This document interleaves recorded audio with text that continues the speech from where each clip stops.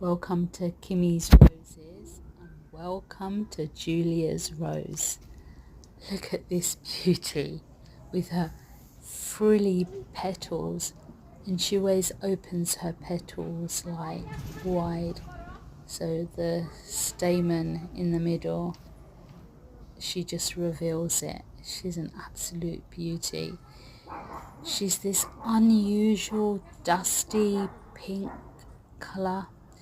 She's got like copper tones in there as well. She's such a pretty in the garden. She really does stand out. She repeats flowers, so she'll keep repeating all through the summer. Beautiful. I really do love her. She's only a young rose at the moment, so I can't wait to see how she performs for me next year. But I love her. She's definitely a keeper.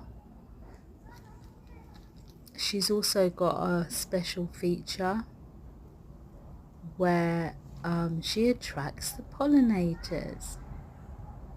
I've got two in one. I've got a rose that I absolutely adore, and the bumblebees I've witnessed all over her. So yeah, I'm really pleased about that. Sometimes they say they attract pollinators, but look, I like to see it for myself.